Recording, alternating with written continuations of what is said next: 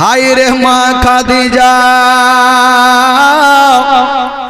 আমার নবীর চেহারা দেখছেন বাবা। মাগো শুনেন খালা, ঈমান তাজা হয়ে যাবে। দেখছেন বন্ধুরা, এত সুন্দর চেহারা। খাদিজা ভাবছেন জানি না, আমি ছেলে তো বহু দেখেছি, কিন্তু এত সুন্দর চেহারা আমি জীবনে দেখিনি। জোরে বলুন সুবহানাল্লাহ। এত সুন্দর চেহারা। মা খাদিজাতুল কুবরা যখন কথা বলতে লাগলেন, খাদিজাতুল কুবরা বুঝে গেল এই ছেলেটা সাধারণ হতে পারে না, কারণ এর কথাবার্তাই হচ্ছে আলাদা। তো খাদিজাতুল কুবরা চিন্তা করছেন, আমার দেখে তো লাভ হবে না, যেহেতু আমি 4টা সন্তান হারিয়েছি, 2টা স্বামী হারিয়েছি, আমি এত বিয়ে করব না, তো দেখে কি করব। কিন্তু মা খাদিজার দিলে মন মনে একটা গাইতে লাগলো, বাবা গো আমার নবীকে সামান পত্র দিলেন, ব্যবসাতে যাচ্ছেন আমার নবী। তবে খাদিজাতুল কুবরা ভাবছেন এত দূরের রাস্তা পাঠাবো, যদি হারিয়ে যাই। তো 2টা মেয়েকে দিলেন, একটার নাম ছিল খাজিমা আর একটা ছিল মারসাইরা পুরাতন গোলাম।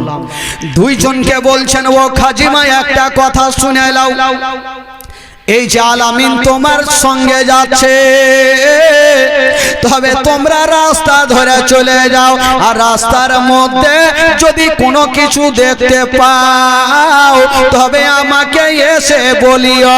তবে খাজিমা একটা কথা মনে রাখিও, এই আলামিন যদি কোনো কষ্ট পাই তোমরা সঙ্গে সঙ্গে পাশে থাকিও, তোমরা কোনো মতেই কষ্ট দিও না।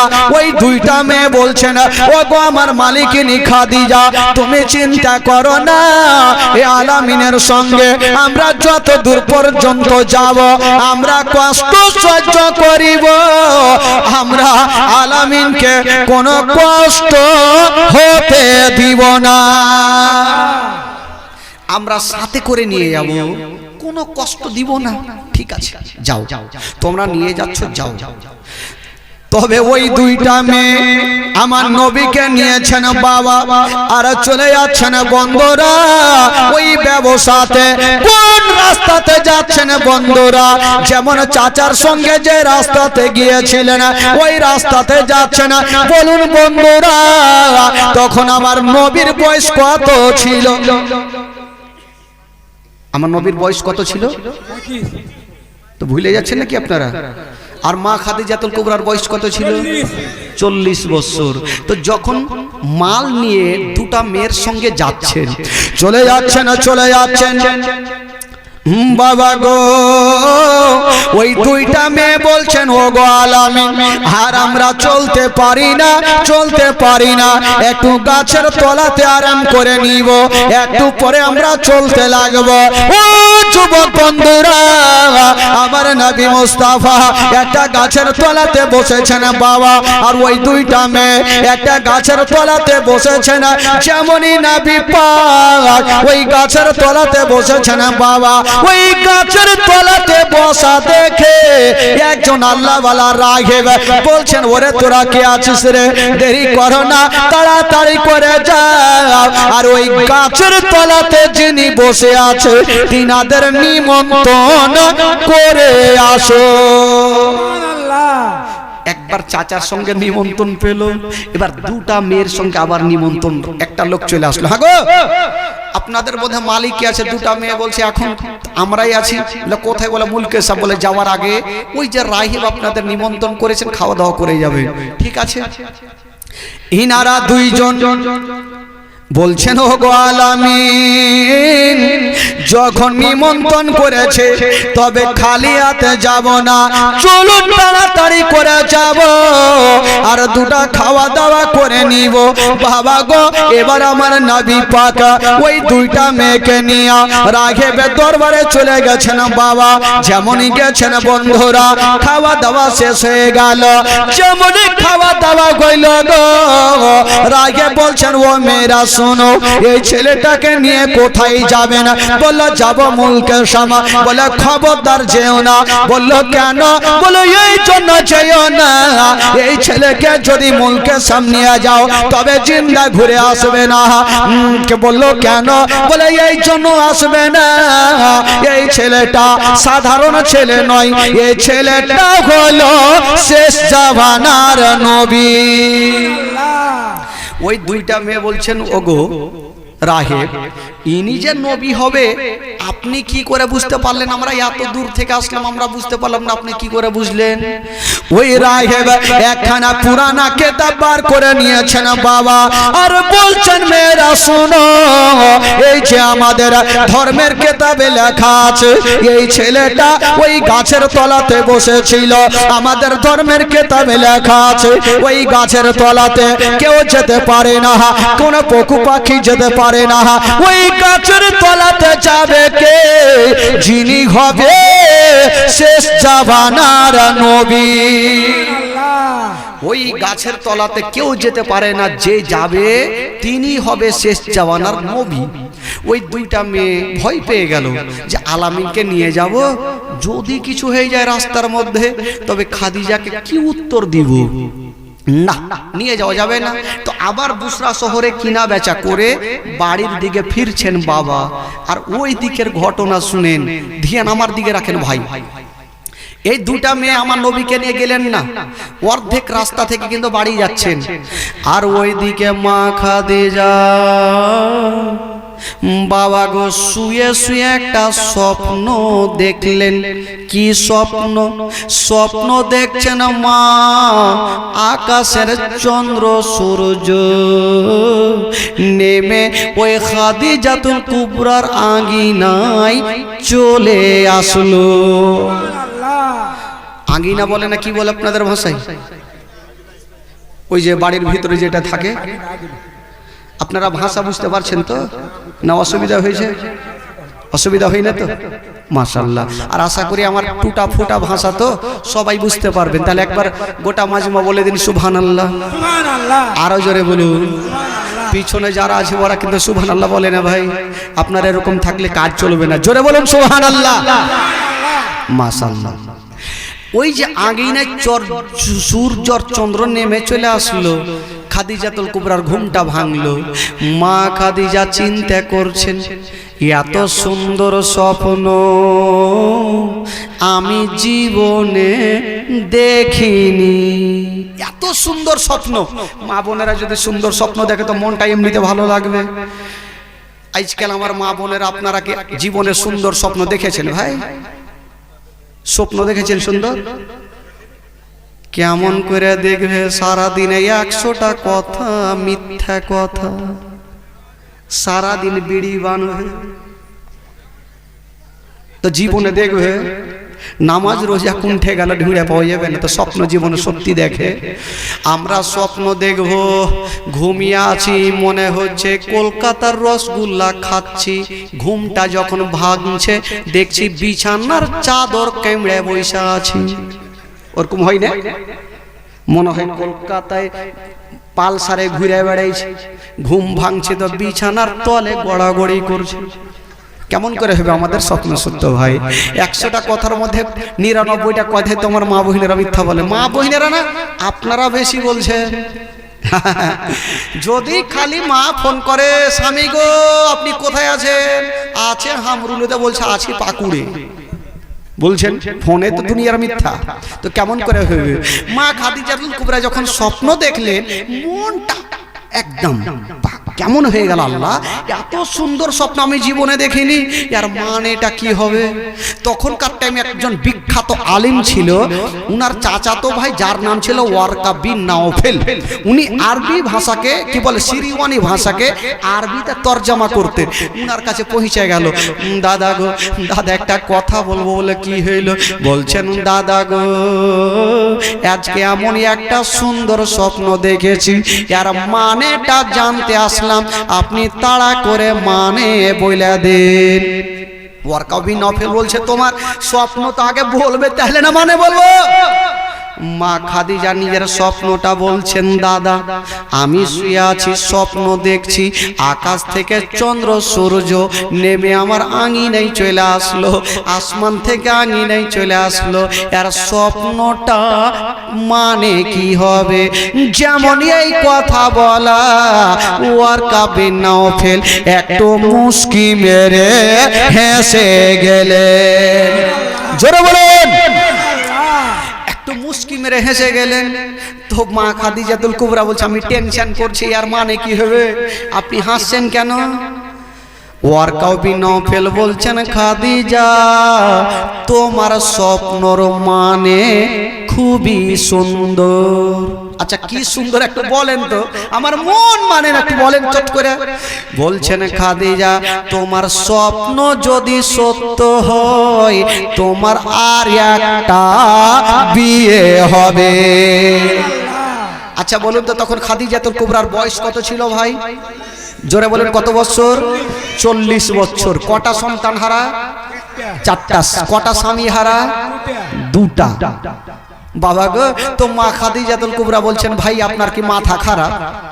আপনি স্বপ্নর মানে এমন বলছেন, এটা জিন্দেগিতে হবে না। বলে কেন? বলে আমি 4টা সন্তান হারিয়েছি, 2টা স্বামী হারিয়েছি, আমার বয়স হলো এখন 40 বছর, আমি জীবন আর বিয়ে করব? জীবনটা এমনিতে পার করব?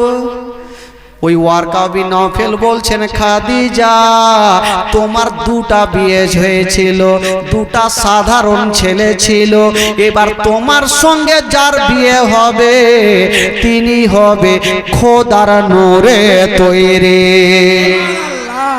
খোদার নূরে তৈরি গয়া আমার মোহাম্মদ রাসূল, খোদার নূরে তৈরি গয়া আমার মোহাম্মদ রাসূল। ও ভয় করি না জাহান্নামে, আগুন ডরাই নবীর নামের,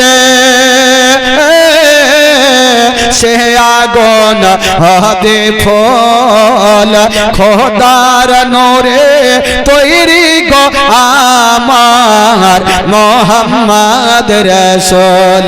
তার কলেমা পড়তে গো মোরা করব না রে ভল। ও নবী আমার পাকা কান্ডরে শত হালে ছাড়বে তোরি রে, তাই তো বসে আরাম গো করে হবে না নেকের সমতল খোদার নূরে তৈরি গো আমার মোহাম্মদ রাসূল। তার কলেমা পড়তে গো মোরা করব না রে ভল। একবার মহব্বতে বলুন তো সুবহানাল্লাহ। সুবহানাল্লাহ। মা খাদিজাকে বলছেন, বহিন খাদিজা তোমার সঙ্গে যার বিয়ে হবে তিনি হবে খোদার নূরে তৈরি। খাদিজা তোমার সঙ্গে যার বিয়ে হবে সেটা সাধারণ ছেলে হবে না, তিনি হবে খোদার নূরে তৈরি। মা খাদিজার দিল বলছে, বিয়ে তো করতাম না যদি খোদার নূরে তৈরি হয়, তবে বিয়ে করে নিব। বিয়ে তো করতাম না, যদি খোদার নূরে তৈরি হয় তাহলে আর ছাড়া যাবে? জীবনে ছাড়বো না। কিন্তু মা খাদিজা চিন্তা করছেন, যিনি তো খোদার নূরে তৈরি, ওই ছেলের মতন কেউ নাই, তবে ওই ছেলে তো আমারই মাল নিয়ে মুলকে শাম গেছে, কখন আসবে জানি না। আসলে নবী মুলকে শাম যায়নি, অর্ধেক রাস্তা থেকে চলে আসছে। মা খাদিজার চোখ থেকে ঘুমটা হারিয়ে গেল। বাবা গো, হাতে চিরুনি নিয়েছেন, চুল মোবারকা বড় বড় ছিল, একবার চিরুনি আঁচড়াচ্ছেন, একবার ছাদের ওপরে যাচ্ছেন, আবার আঁচড়াচ্ছেন, একবার ছাদের ওপরে গিয়ে রাস্তা দেখছেন নবী কখন আসবে। একদিনের ঘটনা, যেমনই ছাদে গিয়ে দেখেছেন বাবা আমার নবীর ওপরে নজর পড়ে গেল। জোরে বলুন, আমার নবীর ওপরে নজর পড়ে গেল। মা খাদিজাতুল কুবরা চটচট করে নিচে চলে আসলো। যেমনই নিচে এসেছেন সুন্দর পোশাক পরে আমার নবীর সামনে, আমার নবী বলছেন ওগো খাদিজা, এই যে তোমার ব্যবসা করে আসলাম, আমাকে টাকা দাও, আমি বাড়ি যাব। মা খাদিজা বলছেন ওগো আলামিন একটু দাঁড়িয়ে যাও। কিন্তু খাদিজা ভাবছেন আমার বয়স হলো 40 বছর, চারটা সন্তান হারা, দুটা স্বামী হারা, আমি বিহার কথা কেমন করে বলবো? নবীর বয়স কোথায় 25 আর আমার বয়স কোথায় 40 বছর, তো বিয়ের কথাটা কেমন করে বলবো? ই খাদিজাতুল কুবরা বলছেন না বললেও তো চলবে না, আমার মন মানছে না। বলছেন ওগো আলামিন আপনাকে একটা কথা বলবো। আচ্ছা কি কথা বলো? আবার বলছেন ওগো আলামিন একটা আপনাকে কথা বলবো। বাবা বুকটা ফুটে কিন্তু মুখটা ফুটে না। আমার নবী বলছেন খাদিজা কি বলবে তাড়াতাড়ি বলো। আবার বলছেন ওগো আলামিন একটা কথা বলবো। বাবা বিয়ের কথা বলতে পারলেন না, একটা অন্য কথা বললেন। বলছেন ওগো আলামিন আপনি যে উঠে চেপে ব্যবসাতে গিয়েছিলেন, ওই উটটা অন্যজনকে ব্যবহার করতে দিব না, এমনিতে আপনাকে পুরস্কার দিয়ে দিলাম। আপনাকে এমনিতে দিয়ে দিলাম। আমার নবী উঠলিলেন আর নিয়ে বাড়ি চলে গেলেন। বাবা গো, মা খাদিজাতুল কুবরার মনটার মানে না, বিহার কথা কাকে বলবো, কেমন করে বলবো? বাবা ঘটক তৈরি করলো। ঘটক, ঘটক বুঝলেন তো? যারা বিয়ের কাজ লাগায় ওরাকে কি কহে? ঘটক বলে। আপনাদের ভাষায় ঘটকই বলে নাকি? আর ঘটকের এত আদর যত্ন হয় রে ভাই, ওইদিকে ও লাট্টু লুঙ্গি, এদিকে ও লাট্টু লুঙ্গি। হাই রে সম্মান, জামাইয়ের চাইতে ঘটকের বেশি সম্মান।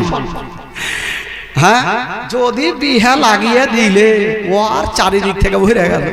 তো খাদিজাতুল কুবরা চিন্তা করছে আমাকে ঘটক তৈরি করতে হবে, না ঘটক তৈরি করলে কাজ হবে না। তো একটা মেয়েকে ডাকছেন, কাকে জানেন? একটা মেয়ে কাজ করে, ওই মেয়েটার নাম লিখছেন নাফিসা। বলছে নাফিসা রে একটা কাজ কর না। বলে কি কাজ? বলে একটু জানা আমার বিয়ের প্রস্তাবটা ওই আলামিনের সঙ্গে আবু তালেবকে একটু বইলা আসো না। নাফিসা বলছে আমাকে বেতন দিলেও ভালো, না দিলেও ভালো, তোমার বিহার প্রস্তাব নিয়ে যাব, হয়তো জিন্দা ঘুরে আসবো না। এখন 40 বছরের মেয়ের সঙ্গে কি বলে 25 বছরের ছেলের সঙ্গে তোমার বিয়ের প্রস্তাব নিয়ে যা আমি জান মারবো, মইরা গেলেও যাব না। না খাদিজা বলছে নাফিসা রে, যদি আজকে তুই বিয়েটা লাগিয়ে দিতে পারিস, তোকে দাসের জায়গাতে রাখবো না, তোকে আমি আজাদ করে দেবো। জোরে বলুন সুবহানাল্লাহ। নাফিসা বলল আমার দরকার নেই, আমাকে বেতনের চাকরি দেন, তাও না দে বাড়ি চলে যাব। তোমার বিহার কথা যদি আমি বইলে দিই আবু তালেবকে, আমার গলাতে গ্যারেন্টি তরবারি চালাইবে। বলে তুমি কাজ কাম পাওনি, একটা 40 বছরের মেয়ের সঙ্গে আমার 25 বছরের ভাতিজা, যে ভাতিজা এখন কুঁয়ারা, বিয়ে হয়নি, শাদী হয়নি, আর তার সঙ্গে বিয়ে নিয়ে এসছো, চল তোকে দুনিয়া থেকে উড়িয়ে দিয়ে। আমি যাব না। তো খাদিজা যখন বারবার বলছে, নাফিসা মনে মনে ভাবছে একবার গিয়ে তো দেখি, একবার ট্রাই করে দেখি, যদি রেগে গেছে তাহলে পালিয়ে চলে আসবো। যাই। নাফিসা চলে গেছে, আবু তালেবের সামনে দাঁড়িয়ে গেছে। বলছেন হুজুর আপনাকে একটা কথা বলবো। আবু তালেব বলছে কি কথা বলো। নাফিসা চিন্তা করছে সাহস হইবে কি হবে না, কেমন করে বলবো, যদি বলাতে যদি রেগে যায় তাহলে মুশকিল হয়ে যাবে। আবার বলছেন হুজুর একটা কথা বলবো। বলে কি কথা বলো তাড়াতাড়ি। আবার বলছে হুজুর আপনাকে একটা কথা বলবো, মানে বলতে পারছে না ভয়ে, বইলা যদি নারাজ হয়ে যায়, বলে নাফিসা বলবা না কি বলছো? আবার বলছে হুজুর আপনাকে একটা কথা বলতে পারছে না, বই বুকটা ফুটে কিন্তু মুখটা ফুটে না। আবু তালেব বলছে চট করে বলো কি বলবে? নাফিসা বলার আগে পিছনে ঘুরে ঘুরে দেখছে কোনো গুলখি আছে কিনা। গুলখি বুঝলেন তো? গুলখি কি বলছে ওটা আপনাদের ভাষায়? ওই যে দুখান বাড়ি দিলাম আর মধ্যেখানে যে 1 ইঞ্চি 1 ফিট করে ছাড়ে ওইটাকে কি কহে? গল্লি।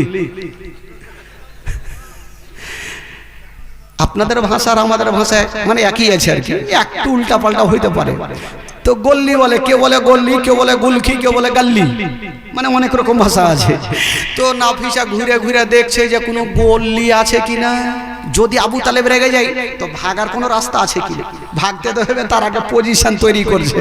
দেখছে গল্লি তো মেলায় আছে, যদি রাইগা যায় উড়ে গেল। আবু তালেব বলছে নাফিসা শুধু একটা কথা কি বলবে বলো? নাফিসা বাবা গো শক্ত হয়ে দাঁড়িয়ে আছে, চিন্তা করছে আল্লাহ বইলে দিব, যদি ভাগার আগে যদি তার ওয়ারি মেরে দেয় তাহলে তো আমি ঠিক না। এই চিন্তা ভাবনা করছে, আল্লাহ কই তো কই কি? আবু তালেব তো গ্যারেন্টি আমাকে মার্ডার করবেই করবে, যে তুমি কাজ কাম পাওনি, 40 বছরের মেয়ের সাথে আমার ভাতিজার বিয়ের কথা তুমি আমাকে বলতে এসছো, বলবো কি বলবো না? আর না বললে তো উপায় নেই, আইসি যখন বলতে তো হবে। নাফিসা একটু শক্ত করে দাঁড়িয়েছে আর ভাবছে এবার বলে দিই, সাহস নিয়ে এবার বলতে শুরু করেছে। বলছেন হুজুর গো আপনাকে একটা কথা বলবো। বললো কি কথা? বলছেন হুজুর গো ওই যে খাদিজার সঙ্গে আপনার ভাতিজার বিয়ের প্রস্তাব এনেছে, যেমন কথা বলতে না। আবু তালেব মাথায় হাত দিয়েছে আর বলছেন নাফিসা তোমার কি ব্রেনের তার কেটে গেছে? বললো কেন? বলে আমার এত গরিব ভাতিজা আর খাদিজার এত মান সম্পত্তি আছে, এত মালের মালিকিনি, ওই কি বলে এত ধনী ব্যক্তি হইয়া আমার ভাতিজাকে বিয়ে করবে, এটা আমার বিশ্বাস হয় না। নাফিসা বাড়কা করে নিঃশ্বাস নিয়েছে, তার মানে রাজি। আবু তালেব বলছে নাফিসা তোর কি মাথা খারাপ? বলে কেন? বলে আমার এত গরিব ভাতিজা আর ওই এত টাকাওয়ালি খাদিজা আমার গরিব ভাতিজাকে বিয়ে করবে, এটা আমার বিশ্বাস হয় না। নাফিসা চিন্তা করছে জান তো বেঁচেছে, আবু তালেব রাজি। আবু তালেব বলছে নাফিসা রে আমি তো রাজি আছি, তবে একবার আমার আরো তো ভাইয়ের আছে, তারাকে জানতে হবে, তারাকে জানবে। ইনারাকে জানছেন ইনারা বাবা গো, কিন্তু ওইদিকে খাদিজার দিল আর মানে না, ওইদিকে চিন্তা করছে নাফিসা কি হইল তো হইল কি, হইল তো হইল কি, দিল মানছে না বাবা গো। এই জন্য তো কবি লিখেছেন দেখে আপনার মোজে যা ভাগবতী মা খাদিজা সপে দিল জীবন আর যৌবন, দেখে আপনার মোজে যা ভাগবতী মা খাদিজা সপে দিল জীবন আর যৌবন, কে মাল দৌলত যাহা ছিল চরণে সব সপিয়া দিল। জোরে বলুন, কে মাল দৌলত যাহা ছিল চরণে সব সপিয়া দিল, আপনারে বানাইল আপন আল্লাহর নবী দয়ার নবী গো, আপনি নবী আমার জীবনের জীবন, দয়ার নবী মায়ের নবী গো, আপনি নবী আমার জীবনের জীবন, আপনি নবী আমার জীবন সাথী, অন্ধকার কবরের বাতি আপনি নবী আমার নির্দনী আর দন আপনি নবী আমার জীবন সাথী অন্ধকার কবরের বাতি আপনি নবী আমার নির্দনী আর দন কে রাহমাতাল আলামিন আপনি উম্মতের জামিন গুনেহগার উম্মতের আপন জন আল্লাহর নবী দয়ার নবী গো আপনি নবী আমার জীবনের জীবন দয়ার নবী মায়ার নবী গো আপনি নবী আমার জীবনের জীবন দয়ার নবী মায়ার নবী গো আপনি নবী আমার জীবনের জীবন জোরে বলুন আরো জোরে বলুন দেখিয়া হযরত বেলাল প্রেমেতে হইয়া মাতাল পাইল ও মায়ার জালাতন দেখিয়া হযরত বেলাল প্রেমেতে হইয়া মাতাল পাইল ও মায়ার জালাতন ও দেখে তার প্রেম ভক্তি বিলাল কে দিলেন মুক্তি আপনারে বানাইল আপন আল্লাহর নবী দয়ার নবী গো আপনি নবী আমার জীবনের জীবন দয়ার নবী মায়ের নবী গো আপনি নবী আমার জীবনের জীবন দয়ার নবী মায়ার নবী গো আপনি নবী আমার জীবনের জীবন জোরে বলুন সুবহানাল্লাহ আরো জোরে বলুন হায়রে মা খাদিজা ওইদিকে মনটা মানে না আবু তালে বলছে নাফিসা যাও তোমার মালিকিনী খাদিজাকে বলে দাও আমি বিয়েতে রাজি এবার নাফিসা গিয়ে যেমন খাদিজাতুল কুবরাকে বলেছেন বাবা ও যুবক বন্ধুরা মা খাদিজাতুল কুবরা রাদিয়াল্লাহু তাআলা আনহা বাবা গো অত্যন্ত খুশি হয়ে গেল আবু তালেব আমার নবীকে ডাকলেন বাবা গো খাদিজাতুল কুবরার কথা বললেন আমার নবী একই বাক্যে রাজি হয়ে গেল জোরে বলুন সুবহানাল্লাহ আচ্ছা বলুন তো ভাই আজকাল যদি কোনো বাপ নিজের বেটাকে বলে হারে বেটা তোর বিয়ে দিচ্ছি একটা 40 বছরের মেয়ের সঙ্গে তুই কি রাজি আছিস ওই বেটা কি বলবে তার বাড়ি বাহির করে আগে বাপের গলা কাটবে কাজ কাম পাওনি একটা 40 বছরের মেয়ের সঙ্গে আমি বিয়ে করব আগে বাপকে মার্ডার করবে তাহলে বিয়ের কথা কিন্তু আমার নবী হচ্ছে রাহমাতুল লিল আলামিন আমার নবী জানে আমার চাচা যেটা করবে সেটা ভালো করবে কখনো খারাপ চাইবে না আমার নবী রাজি হয়ে গেলেন বাবা গো আবু তালিব সবাইকে জানলেন সবাই রাজি হয়ে গেল সবাই যখন রাজি হয়ে গেল বাবা ও যুবকেরা ও গো আমার মা বোনেরা আমার নবীর বয়স হয়ে গেল 25 বছর মা খাদিজাতুল কুবরার বয়স হলো 40 বছর চারটা সন্তান হারা মা দুটা স্বামী হারা ওই নবী মুস্তাফার 25 বছর বয়সে মা খাদিজাতুল কুবরার বাবা বিয়ে হয়ে গেল জোরে বলুন সুবহানাল্লাহ মা খাদিজাতুল কুবরার সঙ্গে 25 বছর বয়সে আমার নবীর বিয়ে হয়ে গেল বাবা গো এই যে আমার নবীর বিয়ে হইল এখান থেকে ঘর সংসার আমার নবীর সঙ্গে প্রথম বিবি খাদিজার সঙ্গে ঘর সংসার শুরু হয়ে গেল বাবা গো তবে আমার নবী পাক কি করেছিলেন মা খাদিজাতুল কুবরার এত মাল সম্পত্তি ছিল আমার নবী একটা একটা করে সমস্ত মাল সম্পত্তিকে দান করে দিয়েছিলেন জোরে বলুন সুবহানাল্লাহ আরো জোরে বলুন সুবহানাল্লাহ আমার নবী পাক কেমন ছিলেন বাবা যত মালগুলো ছিল সমস্ত মালকে আমার নবী একটা একটা করে সবকে দান করে দিয়েছিলেন বাবা গো বাড়িতে খাওয়ার মতো কিছু ছিল না একটু ধ্যান দেন ভাই, বাড়িতে কোনো খাবার নেই। একদিন আমার নবী বলছেন, খাদিজা আমাকে কিছু খাবার থাকলে আমাকে দাও। মা খাদিজাতুল কুবরা চিন্তা করছেন, আল্লাহ বাড়িতে কোনো খাবার নেই। আমার নবীর হাতখানা ধরেছেন, বলছেন, স্বামী গো, ও গো আমার মাথার তাজ, আপনি এত দান করেছেন, আপনাকে দেওয়ার মতো আমার কাছে কিছুই নেই।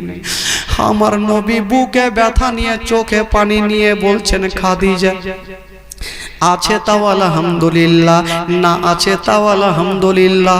আমার নবী কাঁদতে কাঁদতে যেন বাবা চলে গেছেন পাহাড়ের গুহাতে, আল্লাহর ইবাদত করছেন। কিন্তু হাজার হইল প্রথম বিবি খাদিজা আমার নবীকে এতটা ভালোবেসেছেন বাবা, বাড়িতে মনটা মানে না। হায়রে খাদিজা যেন জোর জোর করে কাঁদতে লেগেছেন। মা খাদিজাতুল কুবরা কাঁদছেন, আমার স্বামী আমার মাথার তাজ আমার কাছে খাবার চাইলো, আমি দিতে পারলাম না। কারা বলবে? যারা সব থেকে বেশি স্বামীকে ভালোবাসে তাদের দিলখান মানবে না। মা খাদিজাতুল কুবরা কাঁদতে কাঁদতে চিন্তা করছেন, আল্লাহ আমার স্বামী খাবার চাইলো, আমি দিতে পারলাম না। আল্লাহ গো, আমি বাড়িতেও থাকবো না। মা খাদিজাতুল কুবরা বাড়ি থেকে বেরিয়ে গেলেন বাবা। যেমনই বেরিয়ে গেছেন মা কাঁদতে কাঁদতে বিশাল বড় একটা জঙ্গলে পৌঁছে গেছেন। মা খাদিজাতুল কুবরা একটু ওপরে তাকিয়ে দেখেছেন একটা গাছে একটা সুন্দর ফল দেখতে পেল। মা খাদিজা চিন্তা করছেন, আল্লাহ আমি এই ফলটা পারবো, আমার স্বামী আমার মাথার তাজের জন্য আমি ফলটাকে নিয়ে যাব। যেমনই খাদিজা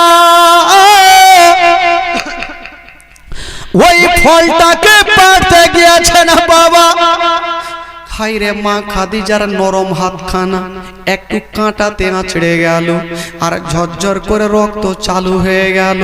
মা খাদিজার রক্তকে রক্ত মনে করলেন না, ফলটাকে ছিঁড়ে সুন্দর করে ধুয়ে বাবা দুই টুকরা করে সুন্দর করে আমার নবীর সামনে হাজির হয়ে গেল। বলছেন, ইয়া রাসূলুল্লাহ, ইয়া হাবিবাল্লাহ, নবী গো, একবার মাথাটা তুলে না। আমার নবী যেমনই মাথাটা তুলেছেন খাদিজার দিকে নজর পড়ে গেল। ওরে খাদিজা বলো তুমি কেন এসেছো বলো। মা খাদিজা বলছেন, ইয়া রাসূলুল্লাহ, ইয়া হাবিবাল্লাহ, নবী গো, আপনি না খেয়ে এসেছেন তাই আমার মনটা ভালো করে না, আমি আপনার কাছে আসলাম। ইয়া রাসূলুল্লাহ, আপনার জন্য কিছু খাবার নিয়ে আসলাম। আমার নবী যেমনই মাথাটা তুলে দেখেছেন বলছেন, খাদিজা আচ্ছা বলো তুমি আমার কাছে কি নিয়ে এসো। বলছেন, নবী গো, এই যে আপনার জন্য ফলটা নিয়ে এসেছি। আমার যেমনই আমার নবী ফলটাকে নিতে যাবে খাদিজার হাত দিয়ে দেখছে যেন টস টস করে রক্ত। আমার নবী মা খাদিজাকে বলছেন, খাদিজা বলো তোমার হাত দিয়ে কেন রক্ত ঝরে। বলছেন, নবী গো, আপনার জন্য ফলটা পাড়তে গিয়ে আমার হাতে কাঁটা লেগে গেছে, আমি কাঁটাকে কাঁটা মনে করি না, শুধু আপনাকে ভালোবাসি। আমার নবী কাঁদতে কাঁদতে খাদিজার হাত কানা ধরে বলছেন, খাদিজা রে, আজকে তুমি স্বামীর হকটা আদায় করেছো, আজকে তুমি স্বামীর হকটা আদায় করেছো। তবে খাদিজা একটা কথা তোমাকে আমি বলে দিলাম, আমার জন্য তুমি কষ্ট করেছো খাদিজা, আমি নবী তোমাকে একটা কথা বলে দিলাম, আমার জন্য তুমি হাত দিয়ে রক্ত বইয়েছো। খাদিজা রে, যাও যাও, আজ থেকে তোমার জন্য জাহান্নামের আগুন হারাম হয়ে গেল। জাহান্নামের আগুন হারাম হয়ে গেল। বাবা গো, মা খাদিজাতুল কুবরা আমার নবীর সামনে দাঁড়িয়ে গেছেন। ইয়া রাসূলুল্লাহ, ইয়া হাবিবাল্লাহ, নবী গো, আমি আপনার কষ্ট দেখতে পারবো না, আমি আপনার দুঃখ দেখতে পারবো না, আপনার জন্য ফলটা নিয়ে আসলাম, আপনি সুন্দর করে ফলটাকে খান। আমার দয়ার নবী মুস্তাফা ওই ফলটাকে নিয়ে বাবা বিসমিল্লাহ বলে খেলে না। ও যুবক বন্ধুরা, ও গো মা বোনেরা, একটা কথা বলবো, মা খাদিজাতুল কুবরা আমার নবীকে এতটা ভালোবেসেছেন বন্ধুরা, স্বামীকে কখনো কষ্ট দিতেন না। তবে একটা কথা, যেদিন আমার নবী পাক বাড়ি ঢুকতেন একটা ডাক মারতেন, খাদিজা দরজা খুলে দিতেন। কেমন করে দরজা খুলতেন বাবা? আমার নবী যখন বাইরে থাকতেন মা খাদিজা বিছানায় পিঠ পর্যন্ত লাগাতেন না, বিছানায় পিঠটা লাগাতেন না।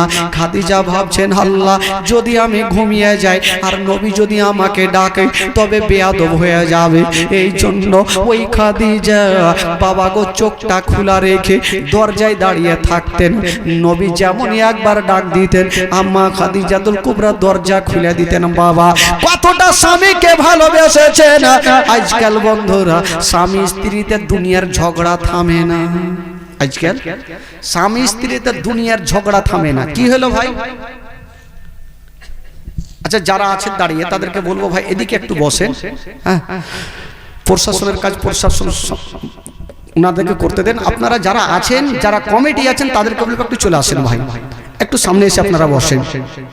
বেরাদার বন্ধুগণ, বাবাজি আমার ভাইরা, তবে মা খাদিজাতুল কুবরা রাদিয়াল্লাহু তাআলা আনহা বলেছিলেন, স্বামী গো, ও গো আমার মাথার তাজ, আমি কষ্ট করব কিন্তু আপনাকে কোনোদিন একটুও কষ্ট হতে দেব না। জোরে বলুন সুবহানাল্লাহ, আরো জোরে বলুন, মহব্বতে বলুন সুবহানাল্লাহ। বেরাদার বন্ধুগণ, বাবাজি আজকাল যদি কোনো স্বামী বাড়ি যায় ভাই, রাত্রি 12টায় যদি বাড়ি যায় তবে বিবিকে মিনিমাম 3 থেকে 4 বার ডাক দিতে হয়। হয় কি হয় না? হয় না? আচ্ছা, আপনারা একটা কথা বলেন তো, বাড়ি গিয়ে যারা নিজের বিবিকে সালাম করেন একটু হাত তুলে দেখান তো।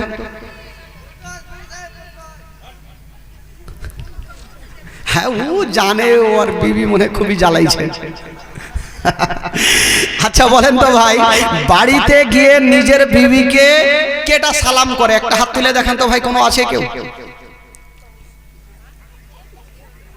আচ্ছা, এটা হইল। আচ্ছা, এখানে এত লোকজন বসে আছেন, যারা যারা নিজের বিবিকে কখনো মারেননি একটু হাত তুলে দেখান। যারা নিজের বিবিকে কখনো মারেননি একটু হাত তুলেন। যে মৌলানা সাহেব আমি বিবিকে ভালোবাসি, জীবনে মারিনি, একটু হাত তুলে দেখান।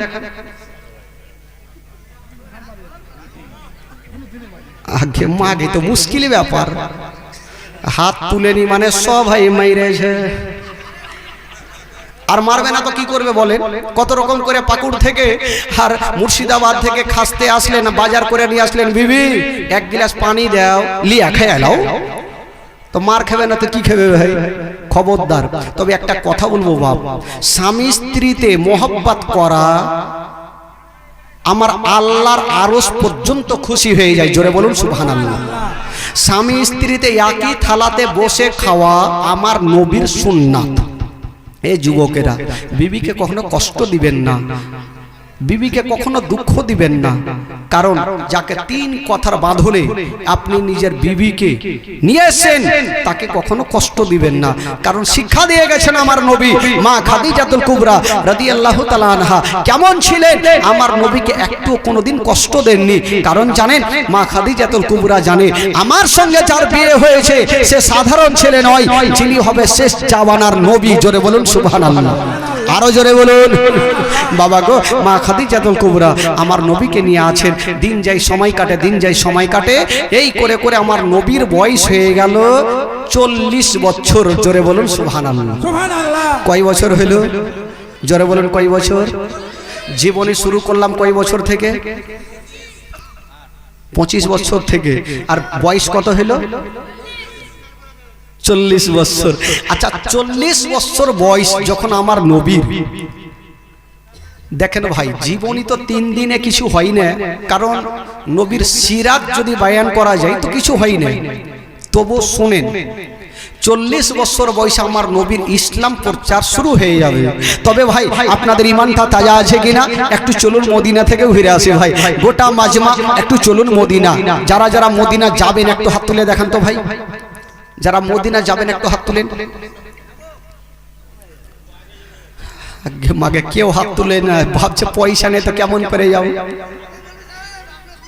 হ্যাঁ ও একলাই যাবে আর কেউ নেই, ও একাই যাবে মদিনা, বাকি কেউ যাবে না। ই ভাবছে টাকা নেই তো কেমন করে যাব। ভাই মদিনা যাওয়ার জন্য টাকা লাগে না, লাগে শুধু দিল। যার দিল আছে তার মদিনা আছে, যার দিল নাই তার মদিনাও নাই। তো টাকার জন্য যখন যেতে পারি না তো চলে স্টেজ থেকে ঘুরে আসি মদিনা।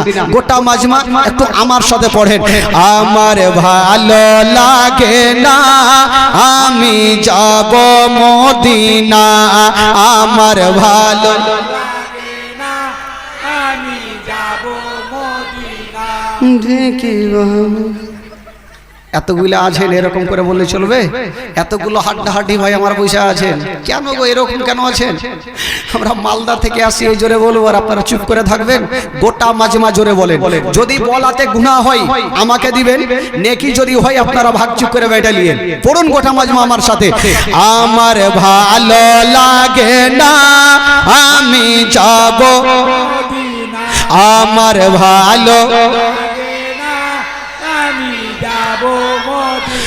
মদিনাতে না গেলে মন শান্তি হবে না, আমার ভালো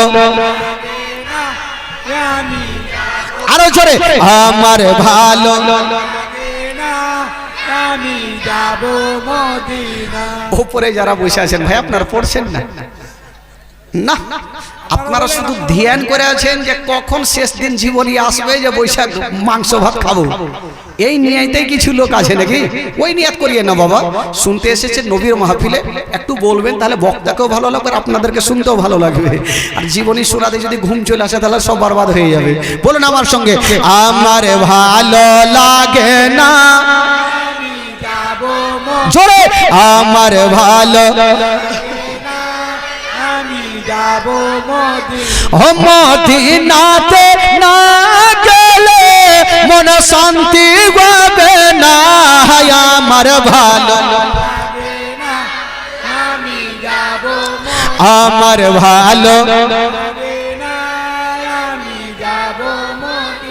মনে আছে যে আশা নবী গো হবে তোমার সঙ্গে দেখা, মনে আছে যে আশা নবী গো হবে তোমার সঙ্গে দেখা।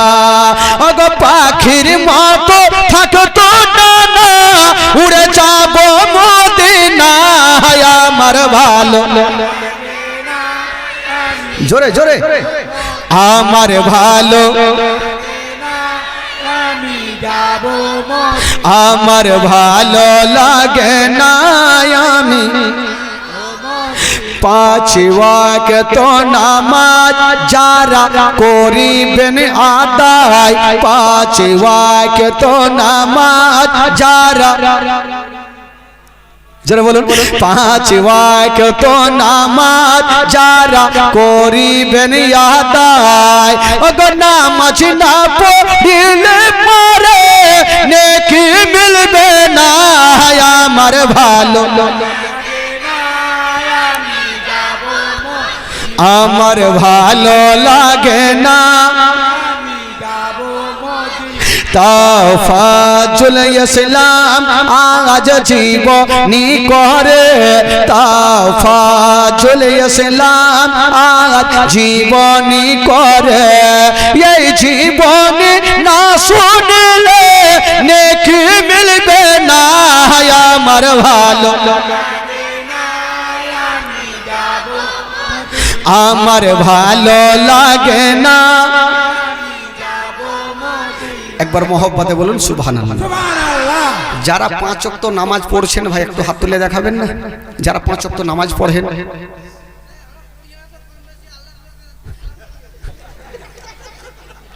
ওকে কি কোনো জিন ভূতে ধরেছে নাকি? একটা ঠিক আছে ভাই, একটা আছে নামাজের কথা বললাম তো 3 থেকে 4টা হাত তুললো। আচ্ছা একটা কথা বলেন তো, এখানে যারা যারা নিশা পান করে একটু হাত তুলে দেখান। হাত তুলবে ভয়ে, প্রশাসন আছে ধরে নিয়ে চলে যাবেন। চিন্তা করছে হাত তুলে কি ফাঁসবো। হ্যাঁ, কিন্তু আমার মা বোনেরা ভালো করে জানে কারা নিশা পান করে, জানে। একটা জিনিস আছে ভাই, নিশা পান যতই করুক, যদি প্রশাসন পুলিশকে দেখে নেয় ওর নিশা কিন্তু কেটে। হ্যাঁ, একটা গল্প আছে না, একটা নিশাখোর প্রচুর হারে নিশা খেয়েছে ভাই, চলে আসছে ফাঁকা রাস্তা, আপনাদের এলাকা যেমন ফাঁকা, চলে আসছে একটা পুলিশের গাড়ি কিন্তু চলে যাচ্ছে সামনে দিয়ে। ও চিন্তা করছে মাতাল যারা থাকে তালে কিন্তু ওরা ঠিক থাকে, ওয়ার্গের তাল কিন্তু ঠিক থাকে।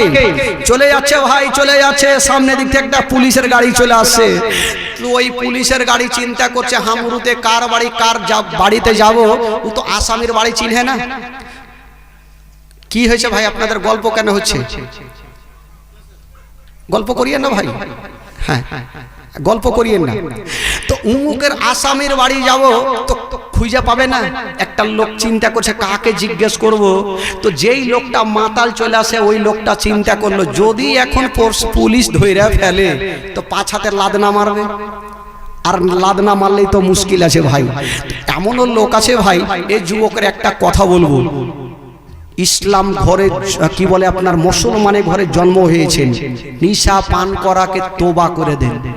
কারণ জানেন আপনি নিশা পান করবেন অজ্ঞান হয়ে পড়ে থাকবেন।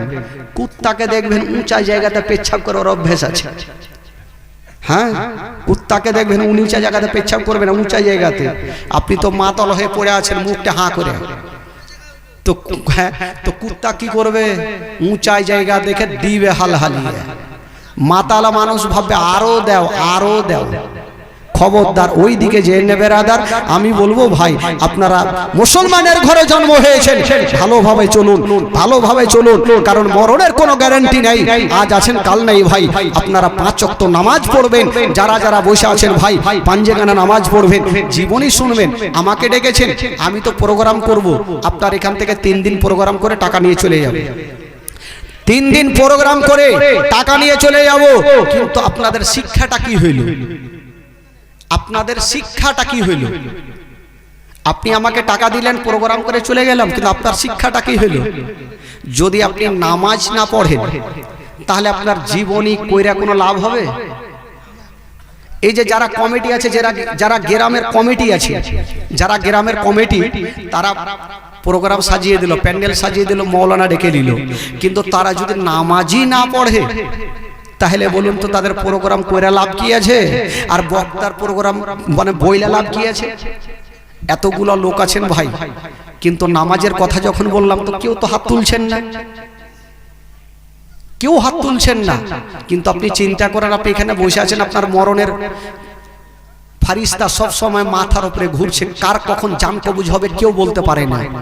আপনি ভাববেন যে না বয়স্ক যখন হব তখন তো মারা যাব, যুবকে কি মারা যায়?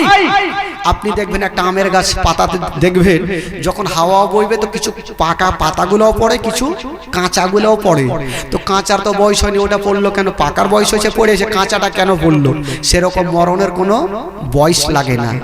যুবক হোক মায়ের পেটে থাকতে তো দুনিয়া থেকে বিদায় নিয়ে চলে যায়। তাহলে বলুন তো ভাই, আপনি নিজের দিলে হাত রাখেন যে আপনি জীবনে লাগিয়েছেন, জালসা লাগিয়েছেন, যদি একটু পরিবর্তন না হন তাহলে জীবনী করে কোনো লাভ হইবে না। আপনি আলিম ওলামা রেখেছেন, মসজিদে রেখেছেন, যদি আপনি শিক্ষা না জানেন, আপনি গিয়ে জানেন হুজুর এটা করলে কি হবে, বয়সের কোনো শিক্ষার কোনো বয়স লাগে না, আপনি অবশ্যই জানবেন ভাই।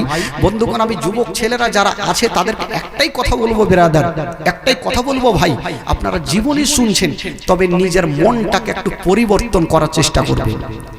কারণ যদি আপনার মন পরিবর্তন হয়ে যায় আপনার দুনিয়া কামিয়াব হয়ে গেল। জালসা শুনে, জীবনী শুনে আপনি এক কান দিয়ে শুনলেন, অন্য কান দিয়ে উড়ালেন, কোনো লাভ হবে না। এ ব্রাদার, আমি কেন আমি কেন, আমার মতন হাজার হাজার বক্তা আপনার এলাকায় আসবে, এই কথাটি বলবে আপনাকে। কিন্তু আপনি ওই কথাটা যদি না শুনেন ভাই, তাহলে বক্তাকে ডেকে কোনো লাভ হবে না। নামাজের কথা যখন বলবো, আপনি একই চান্সে পাহুল মানের মতন হাত তুলতে হবে। আপনি দেখেছেন ট্রেনে যখন যাবেন, যদি কাউরি কাছে টিকিট না থাকে, তো এখান থেকে যদি কলকাতা যায়, টিকিট না থাকে, তো ওর মনটা কেমন করবে? বাপরে, কখন ধরা পড়বো, কখন ধরা পড়বো, করবে কি করবে না? কিন্তু যার কাছে টিকিট থাকবে, ও কিন্তু টিটির সামনে গিয়ে ঘুরবে। ও জানে যে আমার বুকে সাহস আছে, টিকিট আছে, আমাকে ধরবে না। তো আপনি এটুকু কলকাতা যেতে যেতে আপনার ওটা মনে হয়, তো সারা জীবনের জন্য এখান থেকে যে চলে যাবেন, তো ওখানকার জন্য আপনি কি নিচ্ছেন, কোন টিকিট নিয়ে যাবেন? টিকিটের তো প্রয়োজন আছে ভাই। একটু নিজের দিলে হাত রাখবেন, আপনি অবশ্যই পরিবর্তন হয়ে যাবেন। বেরাদার বন্ধুগণ, বাবাজি আমার ভাইরা, একবার মোহাব্বতে বলে দিন সুবহানাল্লাহ, আরো জোরে বলুন সুবহানাল্লাহ। বেরাদার বন্ধুগণ, বাবাজি, তবে আমার নবীর বিয়ে কমপ্লিট হয়ে গেল। আমার নবীর বয়স কত বললাম? জোরে বলুন, কত বললাম? 40 বছর বয়স। আচ্ছা বলুন তো, সর্বপ্রথম আমার নবীর কালেমা যে পড়েছিল, তার নাম কি ছিল গো? বলেন, আপনারা বলেন, সর্বপ্রথম আমার নবীর কালেমা কে পড়েছিলেন ছেলেদের মধ্যে? আবু বকর সিদ্দিক রাদিয়াল্লাহু তাআলা আনহু। আর মেয়েদের মধ্যে কলমা কে পড়েছিলেন? মা খাদিজাতুল কুবরা রাদিয়াল্লাহু তাআলা আনহা। আর ছোটদের মধ্যে কে পড়েছিল?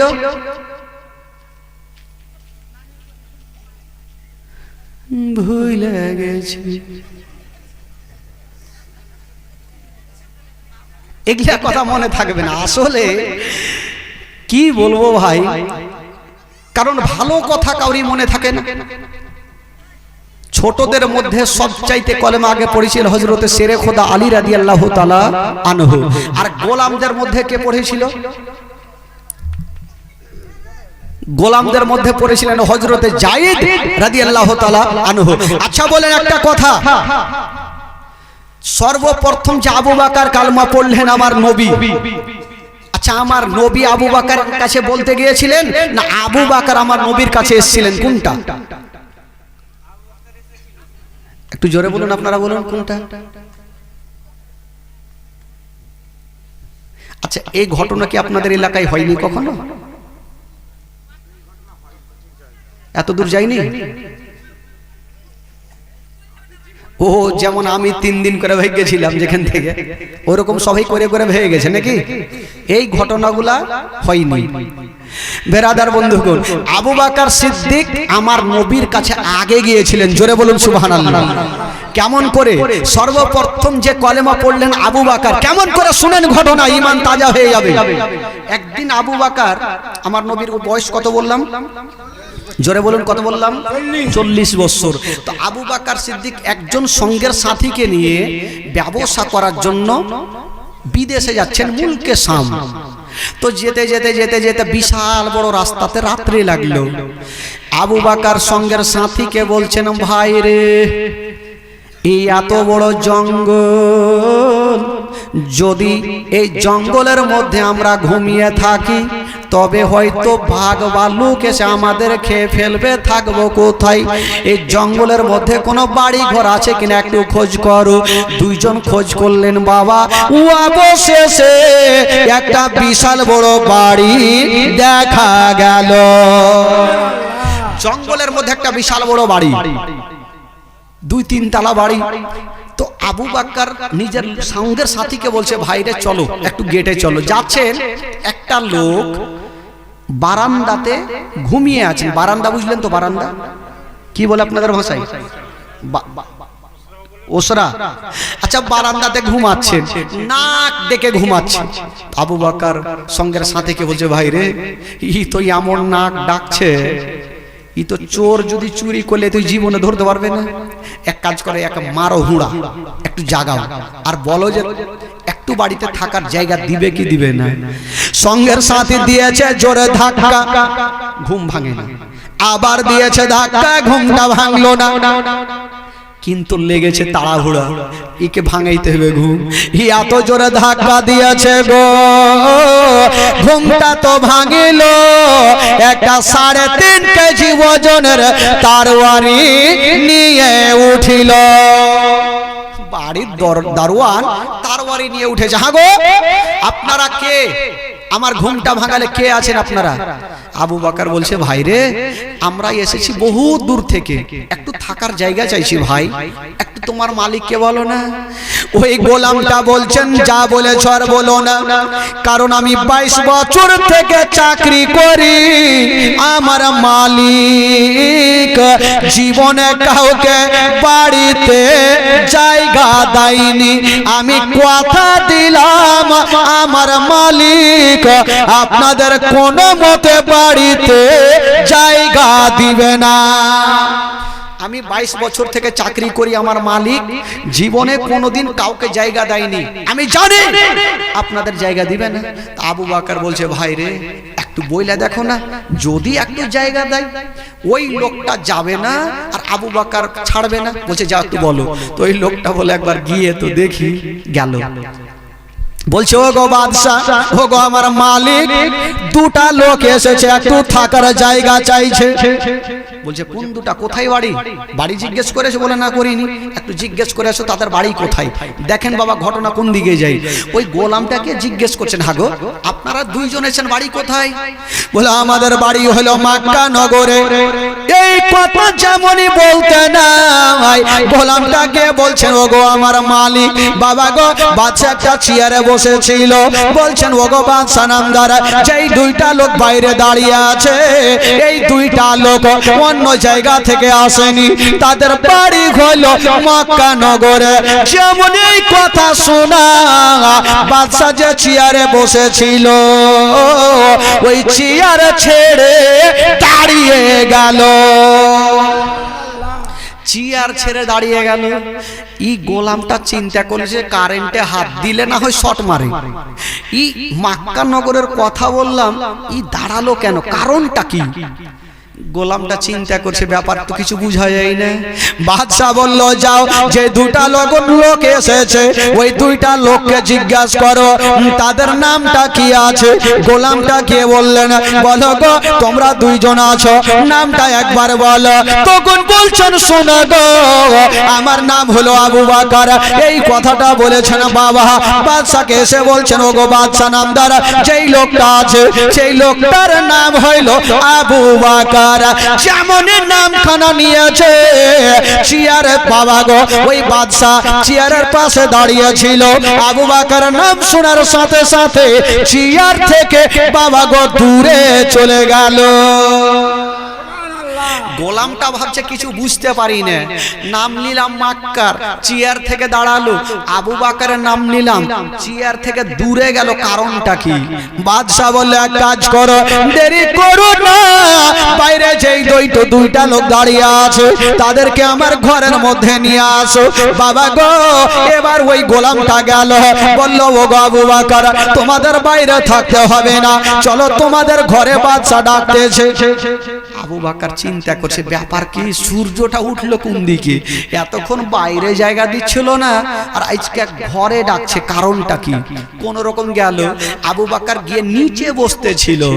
বাদশা বলছে, না ও গো আবু বকর, তোমাকে নিচে বসতে হবে না, তোমাকে নিচে বসতে হবে না, আমি তোমার জন্য ভিআইপি চেয়ার খানা ছেড়ে দিলাম। আবু বকর, তুমি চেয়ারে বসো। আবু বকর চিন্তা করছি, ব্যাপার খারাপ, চেয়ারে বসবো তো বসবো কেমন করে, কোন রকম তো বসলো। এবার বাদশা বলল, ওরে আমার গোলাম রে, এই আবু বকরের জন্য একখানা ভিআইপি বিছানা বিছিয়ে দাও। বাবা গো, একটু ধ্যান দেন বন্ধুরা, একখানা ভিআইপি বিছানা বিছিয়ে দিল, ফুল নিয়ে ঘরখানা সাজিয়ে দিল। বাদশা বলছেন, আবু বকর, তোমাকে বাইরে ঘুমাতে হবে না, যাও যাও, তুমি ওই ভিআইপি ঘরখানায় চলে যাও। আবু বকর সঙ্গের সাথীকে নিয়ে ঘরে গেলেন। তো সঙ্গের সাথে যে লোকটা ছিল, এই লোকটা ভিতরে গিয়ে সঙ্গে সঙ্গে দরজা লাগিয়ে দিলেন। ওই লোকটা বলছেন, আবু বকর হুজুর কিছু বুঝতে পারি না, যে বাদশাহ 22 বছর থেকে কাউকে জায়গা দেয়নি, আজকে কত সুন্দর জায়গা দিচ্ছে। গোলামটা বলছে হুজুর বলা যায় না, ই ভয় করছে, বলছে বলা যায় না।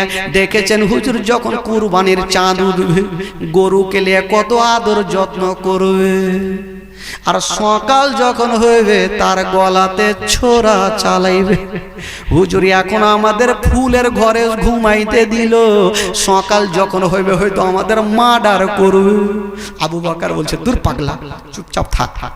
ঠিক বাবা কথা চলছে, আর ওইদিকে বাদশা বলল যা আবু বকরকে ডেকে আনো।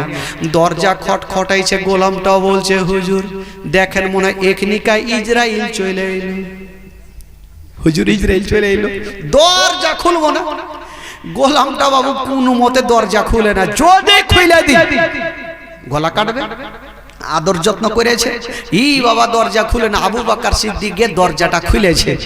যেমনই খুলেছে ওই লোকটা এসে বলছে, হ্যাঁ গো আবু বকর আপনারা তো দুইজন ছিলেন, আর একজন কোনঠে আছে? ওই লোকটার বিছানে ঘুমিয়ে নাই, চোখের তলে ঢুকে গেছে। উভয় ঢুকে গেছে, যদি ধরে তাইলে তো মার্ডার করবে আমাকে। যাইবে তো আবু বকর যাবে, আমি যাব না। ওই আবু বকর বলছে এই পাগলা ভাই রহ, কিছু হবে না, বের হ। ওই লোকটা বলছে আমি বের হব না, আপনাকে জান আগে আপনাকে কুরবানি করবে, তারপরে আমাকে নিয়ে যাবে। বাবা গো, আবু বকর সিদ্দিককে নিয়ে গেল, চেয়ারে বসিয়েছেন। আবু বকর সিদ্দিক চিন্তা করছে আমাকে করবে তো করবে কেটা কি। ওই ভিতর থেকে লোকটা দেখছে যদি লাগে গলা কাটতে আমি কিন্তু ভেঙে যাবো। বাবা গো দেখেন ঘটনা কোন দিকে যায়। আবু বকরকে ওই চেয়ারের উপরে বসিয়েছেন বাবা, আর ওই কি বলে বাদশাহ আলমারি খুলে দিয়া একখানা পুরানা কিতাব বার করেছেন বাবা, একটা করে পাতা উল্টাচ্ছেন, আমার নবীর চেহারার দিকে দেখছেন, একটা করে পাতা উল্টাচ্ছেন, আমার নবীর হাতের দিকে দেখছেন, একটা করে পাতাগুলা উল্টাচ্ছেন, আমার নবীর কি বলে মাথার দিকে দেখছেন। আমার নবী বলছেন ওগো বাদশাহ আপনি একটা করে পাতা উল্টাচ্ছেন, আমার চেহারার দিকে দেখছেন, এর কারণটা কিছু বুঝা যায় না। ওই বাদশা বলছেন ওগো বলো বলো আবু বকর তুমি একটা কথা আমাকে বলো, মক্কা নগরে মোহাম্মদ বলে কাউরি নাম আছে? বলে জি হুজুর। আচ্ছা বলো তার মায়ের নাম কি আমেনা? বলে জি হুজুর। বাবার নাম কি আব্দুল্লাহ? বলছেন জি হুজুর। দাদার নাম কি আব্দুল মুত্তালিব? বলছেন জি হুজুর। চাচার নাম কি আবু তালেব? বলছেন জি হুজুর। তখন বাদশা বলছেন ওগো ওগো আবু বকর শুনে নাও শুনে নাও, এই যে আমাদের ধর্মের কিতাবে লেখা আছে যার নাম হবে মোহাম্মদ, মায়ের নাম হবে আমেনা, দাদার নাম হবে আব্দুল মুত্তালিব, চাচার নাম হবে আবু তালেব, বাবার নাম হবে আব্দুল্লাহ। উনি যখন 40 বছর বয়স হবে তখন ইসলাম প্রচার শুরু করবে বাবা গো। আর সর্বপ্রথম ওই নবীর কালেমা যিনি পড়বে তার নাম হবে আবু বকর। জোরে বলুন, আরো জোরে। যার নাম হবে আবু বকর। ও আবু বকর বলো বলো, আচ্ছা বলো তোমার কি বলে নবীর বয়স কত আছে? বাবা গো আবু বকর বলছেন আমার থেকে 1 বছর বড়। বলে তোমার বয়স কত? বলে আমার বয়স হলো 39 বছর। তাহলে নবীর বয়স হলো 40 বছর। বলছেন আবু বকর দেরি করো না, তাড়াতাড়ি করে যাও আর তুমি নবীর কালেমা পড়ে মুসলমান হয়ে যাও। বাবা গো আবু বকর দেরি করলেন না, চলে যাচ্ছেন বন্ধুরা, চলে যাচ্ছেন চলে যাচ্ছেন। তবে মূল কেসামের কথা সেইখানে থাকলো, কেউ জানতে পারলেন না, শুধু আবু বকর জানলেন। যেতে যেতে একটা রাস্তাতে জায়গাতে রাত লাগলো, আবু বকর কালো কম্বল গায়ে দিয়ে শুয়ে গেল। এবার একটা ঘুম স্বপ্ন দেখলো, পূর্ণিমার চন্দ্র নেমে আবু বকরের চাদরের মধ্যে ঢুকে গেল। এই স্বপ্নটা কিন্তু দেখলেন, কাউকে বললেন না স্বপ্নের কথা, চলে গেলেন। নবীর বাড়িতে গেল, নবীকে বাড়িতে পাওয়া গেল না। বাবা গো এবার আবু বকর যাচ্ছেন, আমার নবী পাহাড়ের উপরে দাঁড়িয়ে আছেন। আবু বকর যাচ্ছেন, আমার নবী ইশারা করছেন আবু বকর চলে আসো আমার কাছে আসো। আবু বকর চলে গেল। বাবা গো আমার নবী বলছেন আবু বকর এসো, আমি তোমার জন্য অপেক্ষা করতেছি। জোরে বলুন, আমি তো তোমারই জন্য অপেক্ষা করছি। আবু বকর কাছাকাছি হলো, বলছে আবু বকর এবার তুমি কলমা পড়ে মুসলমান হয়ে যাও। আবু বকর বলছে নবী গো আমি তো কলমা পড়ার জন্য আসলাম। তো নবীর মানে হচ্ছে একটা গায়বের সংবাদ বাতানেওয়ালা। হুজুর একটা কিছু বলেন না, ঈমানটা তাজা হয়ে যাবে। আবু বকর কি বলে? নবী বলছেন আবু বকর আমি কি তোমাকে শোনাবো? পা থেকে মাথা পর্যন্ত ওই খানকার বাদশা তোমাকে সব বলে দিয়েছে, আমাকে কেন জিজ্ঞাসা করো? আবু বকর চিন্তা করছেন ওটা মুলকেশ আমাকে এত কথা বললো বাদশা, এ মক্কাতে বসে নবী জানলো কি করে? তাহলে ইনি হবে শেষ জামানার নবী। বলছেন আবু বকর এবার কলমা পড়বো। আবু বকর বলছে হুজুর কালমা পড়বো, আমার দিল বলছে একটা কিছু আর দেখান না, ঈমান তাজা হয়ে যাবে।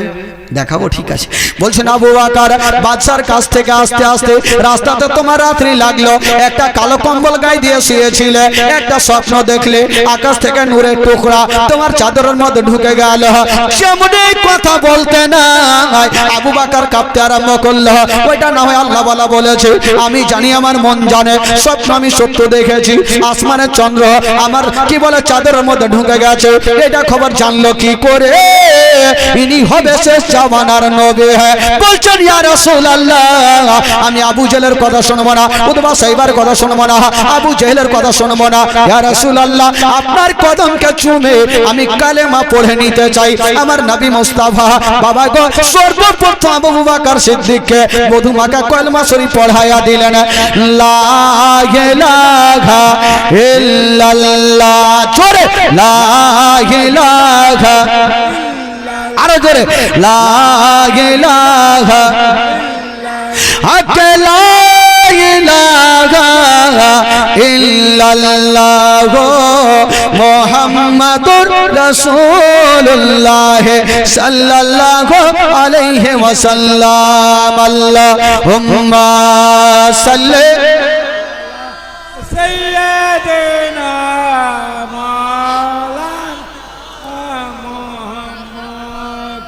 আলা আলে সাইয়্যিদিনা ওয়ালা আলে মাওলানা মুহাম্মদ সাল্লাল্লাহু তাআলা সাল্লাম। একবার গোটা মাজমা হাত তুলে বলে দিন সুবহানাল্লাহ। আরো জোরে বলুন ইয়া রাসূলুল্লাহ, বলুন ইয়া হাবিবাল্লাহ। নারে তাকবীর, নারে রিসালাত, নারে হায়দারি, মাসলাকে আলা হযরত। আচ্ছা আপনাদের ঘুম লাগছে নাকি ভাই? ঘুম লাগছে? ঘুম লাগে না? যাদেরকে ঘুম লাগছে একটু হাত তুলে দেখান তো ভাই। আগে মাগে মাশাআল্লাহ, তাহলে মুশকিল ব্যাপার। আচ্ছা যাদেরকে ঘুম লাগছে হাত তুলেন, হাত তুলবেন। তার মানে বুঝে গেল আর ছাড়বেন আজকে নাকি? ছাড়া ছাড়ের উপায় নেই। ছাড়বে ছাড়বে, বক্তার হাতেই কথা। যখন চোখ বন্ধ করলিব তখন ফের মুশকিল, ঠিক উঠে উঠে চলে যাবে। একটা লোক যখন মাওলানা সাহেব শুধু বলছেন নামাজ পড়ো নামাজ পড়ো, একটা লোক চট করে পিছন থেকে উঠাইছে বলছেন হ্যাঁ মাওলানা সাহেব শুধু নামাজ নামাজ করছে, বিনা উজুতে নামাজ হবে কি? আচ্ছা বলেন তো ভাই ওই লোকটাকে কি উত্তর দেওয়া যাবে? মাওলানা সাহেব রাগের মাথায় বলছে যা হয়ে যাবে যা। এই লোকটা চিন্তা করে লাগে মাগে বিনা উজুতে যদি নামাজ হয় তাহলে তো হ্যালো